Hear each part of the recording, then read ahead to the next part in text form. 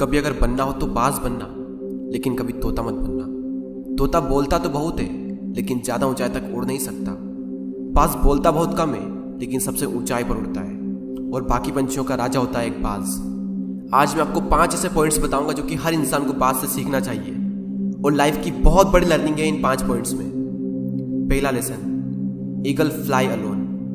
बाज अकेले उड़ता है और बाकी पंछियों के मुकाबले सबसे ऊंचाई पर उड़ता है। बाज अकेले उड़ेगा, लेकिन कभी भी चिड़िया और छोटे पंछियों के साथ नहीं उड़ेगा। बाज हमेशा या तो बाज के साथ उड़ता है या फिर अकेला उड़ता है, और इस समय यह सीख मिलती है कि छोटी सोच वाले लोगों से हमेशा दूर रहें और अकेले रहो, क्योंकि यही वो समय है जब खुद को जानने का असली मौका मिलता है।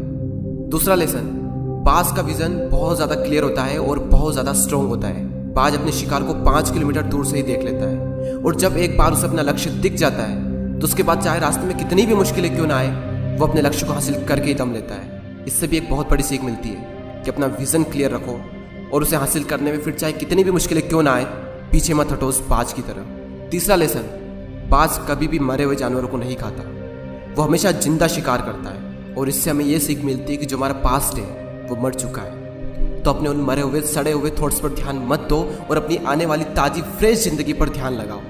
अपने पास्ट की पुरानी यादें जो तुम्हें तंग करती है उन्हें वहीं रहने दो जहाँ पर उसकी जगह है, और तुम्हारे पास्ट की जगह है तुम्हारे पास्ट में, उसे वर्तमान में जगह मत दो।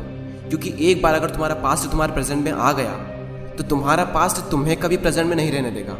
पास्ट में तुम्हारे साथ कितना भी बुरा क्यों ना हुआ हो, वो सब यादें वो सब थॉट्स मर चुके हैं, और उस बाज की तरह बनो जो कभी भी मरी हुई चीज़ों को नहीं खाता। चौथा लेसन, जब आंधी तूफान आते हैं तो बाज बहुत ज़्यादा एक्साइटेड हो जाता है।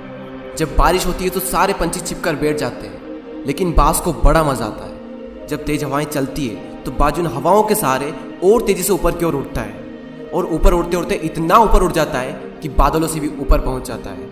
और इससे भी एक बहुत बड़ी सीख मिलती है कि मुसीबत में मज़ा ढूंढो। और नेपोलियन हिल ने एक बार कहा था कि हर बड़ी चुनौती अपने साथ में एक बहुत बड़ा अवसर लेकर आती है। तो उस बाज की तरह तुम भी अपने अवसर को पहचानो, और जिस दिन तुमने अवसरों को पहचान लिया तो सारी मुश्किलें तुम्हारे नीचे होगी और तुम उन मुश्किलों के ऊपर होगे। फिफ्थ लेसन, बाज अपने घोंसलों में से सॉफ्ट घास को हमेशा निकाल देता है, ताकि बाज का जो बच्चा होता है वो उसमें कंफर्टेबल ना हो सके, क्योंकि अगर वो घोंसले में कंफर्टेबल हो गया तो वो वहीं रहना पसंद करेगा। लेकिन बाज ऐसा कभी होने नहीं देता। बाज एक पंछी है और उसे भी ये बात पता है कि there is no growth in comfort zone. लेकिन हम तो इंसान है ना, और इंसान होने के बावजूद भी कई सारे लोग इस बात को समझते ही नहीं। आप जितना ज़्यादा कंफर्ट जोन में रहोगे, आपकी लाइफ आने वाले टाइम में उतनी ही ज़्यादा अनकंफर्टेबल हो जाएगी।